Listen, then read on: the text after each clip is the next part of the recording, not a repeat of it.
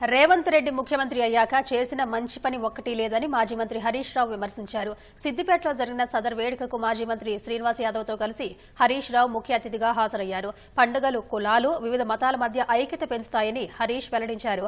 హైదరాబాద్ లో కూర్చొని మాట్లాడడం కాదు, రాష్ట్రంలోని పల్లెలకు వెళ్లి అడిగితే ప్రభుత్వ పనితీరు ఎలా ఉందో చెబుతారని సీఎం రేవంత్ రెడ్డికి సూచించారు. కేసీఆర్ హయాంలో పాలు లీటర్కి ఇచ్చిన ₹4 ప్రోత్సాహకాన్ని యాదవులకు ఇచ్చే గొర్రెపిల్లల పంపిణీని నిలిపివేశారని మండిపడ్డారు. రాష్ట్రంలో లా అండ్ ఆర్డర్ పడిపోయిందని, సీఎం రేవంత్ పాలనలో అన్ని వర్గాల ప్రజలు ఇబ్బందులు పడుతున్నారని హరీష్ రావు విమర్శించారు. మేము వచ్చిన ఏడాదిలో ఏం తక్కువైంది, మేమేం తక్కువ చేసినామన్నాడు.